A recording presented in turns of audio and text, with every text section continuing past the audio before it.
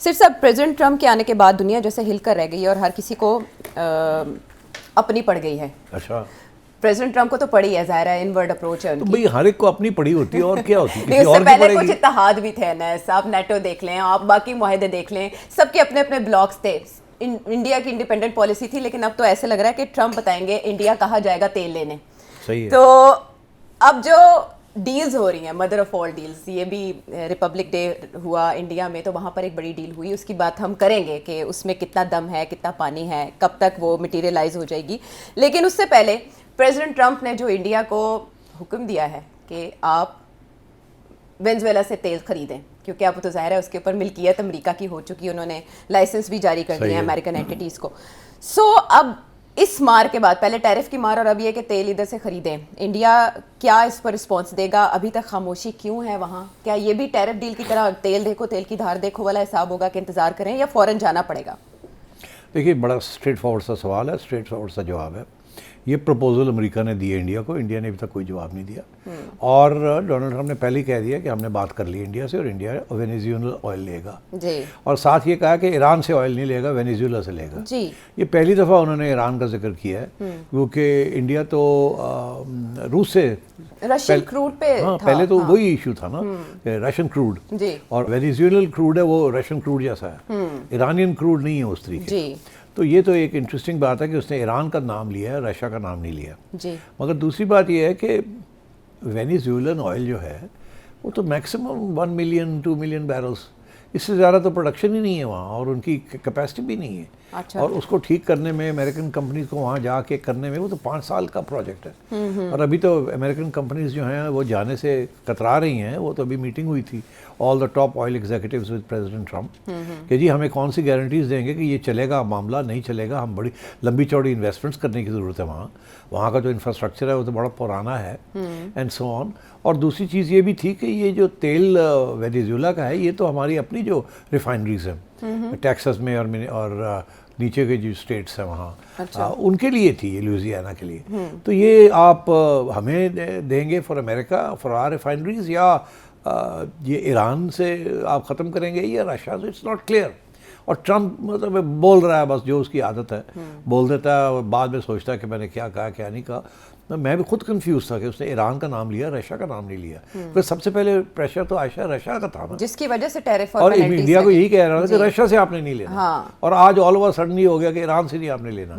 अच्छा, बात ये है कि वो ईरान से तो ले रहे हैं जी, रशिया से भी ले रहे हैं, ईरान से भी ले रहे हैं, और तो इसलिए इंडिया के ऊपर तो बहुत ज़्यादा प्रेशर डालना पड़ेगा। और मैं समझता हूँ इंडिया नहीं मानेगा बात। ओके। वो जैसे देखिए ना, हमने भी अमेरिका से थोड़ा सा ऑयल ले लिया ना कुछ करने के लिए, जी।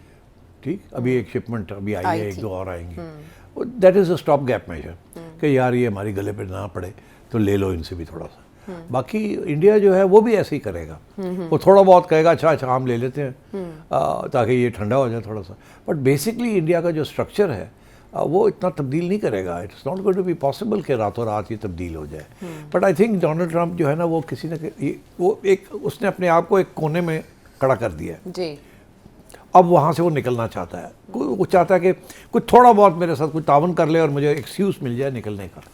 हाँ, जिससे वो ईरान के बारे में वो लगा हुआ है, हर जगह पोजीशन की है। हाँ, और वहाँ भी वो अब ढूंढ रहा है कोई रास्ता निकलने का। और अभी उसने कहा कि हमारी बातचीत फिर शुरू हो गई है वाया थर्ड पार्टी।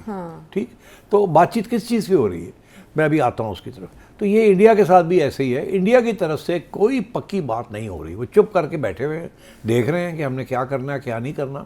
अभी रूसी भी तो वहाँ से होके गए हैं ना इंडिया से जी। तो इसलिए India is not going to cave in, ये मैं आपको बता दूं। केव इन से मुराद ये है कि इंडिया नहीं घुटने नहीं टेक देगा डोनाल्ड ट्रंप के आगे। थोड़ी बहुत कंसेशन जरूर देगा, बिकॉज उसकी वो बाकी नेगोशिएशंस भी अभी रुकी हुई हैं। मगर डोनाल्ड ट्रंप अभी एक फेस सेविंग, अपनी इज्जत बचाने के लिए कोई रास्ते ढूंढ रहा है।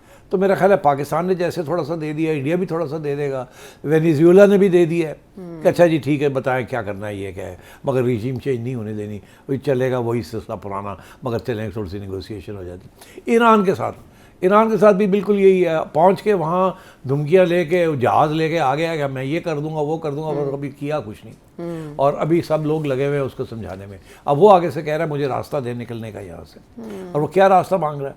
वो कह रहा है 3 चीज़ें। पहले ये है कि जो न्यूक्लियर स्टॉक पाइल है, जो कि आपकी शायद 50 या 60% तक भी चली गई है इनरिचमेंट, वो जितना भी है वो सारे का सारा हमारे हवाले करें। अच्छा। और साथ ये भी कह रहा है कि वो अगर हमारे हवाले कर देते हैं और आपको पीसफुल यूज़ के लिए यूरेनियम चाहिए तो हमको थर्ड पार्टी से आपको दिलवा देते हैं। ये के थ्रू।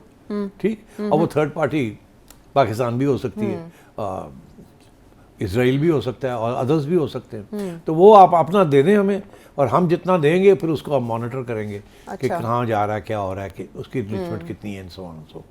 एक तो ये।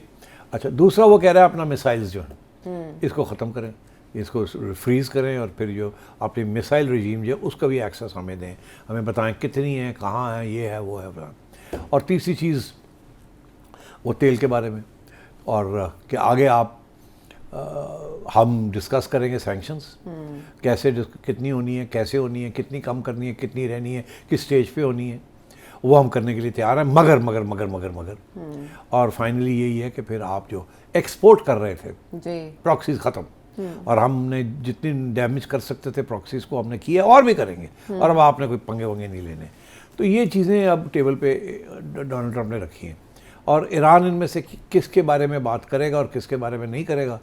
मेरा तज्जिया ये है कि वो न्यूक्लियर जो इशू है उसके ऊपर बात करेगा, बिकॉज मेरा अपना ख्याल है वो कभी भी न्यूक्लियर बॉम्ब नहीं बनाना चाहते थे। अच्छा। मगर वो इज्जत की बात थी, इसलिए वो उन्होंने पोजीशन ली हुई थी कि हमारा हक है, मगर ये नहीं कि हम बनाना चाहते हैं। मेरा ख्याल है अब उन्हें इस बात का एहसास है कि वो नहीं बना सकेंगे, क्योंकि काफ़ी डैमेज भी है और भी कर सकते हैं। इकोनॉमी के भी इश्यूज अपनी जगह। इकोनॉमी में बहुत बड़े इश्यूज हैं, तो सैंक्शंस और उसको हटाना इज द कोर इशू। और दूसरी चीज़ ये है कि मिसाइल्स के बारे में वो कभी भी नहीं उसको छोड़ेगा, ना ही बताएगा, ना ही करेगा, ना ही कम करेगा। वो उसका एक ही line, last line of defence है, जिसकी वजह से आज अटैक नहीं हुई। जाहिर है, हाँ, इसराइल भी रुका हुआ है, सब रुके हुए, और वो तो सवाल ही पैदा नहीं होता। तीसरी चीज़ है वो ये कहेगा कि सारे सैंक्शंस हटाओ, हमारे पैसे जो आपने फ्रीज किए हैं वो भी हमें दो, जो डोनाल्ड ट्रंप नहीं मानेगा। सो आई थिंक इस किस्म की चीज़ है।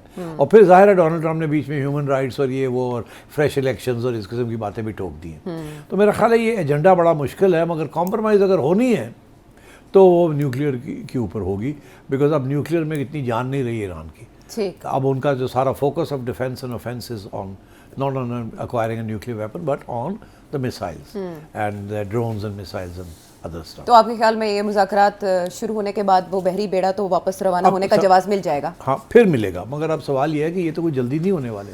हाँ, वही ना, आपने तो कहा है कि बहुत मामला। तो अब इसमें दो ऑप्शंस हैं। एक तो ये है कि चुप करके बैठा रहे और धमकियाँ देता रहे और नेगोशिएशंस होते रहे। अच्छा, बाय द वे, इस नेगोशिएशंस के अंदर मैं आपको बता दूं कि पाकिस्तान और कतर दोनों इन्वॉल्व हैं। अच्छा। हाँ, इससे ज़्यादा बात मुनासिब नहीं है। दोनों मुल्क जो है ये हेल्प कर रहे हैं टेंशंस को डिफ्यूज़ कर रहे हैं, ईरान की डिफ्यूज़ करने की।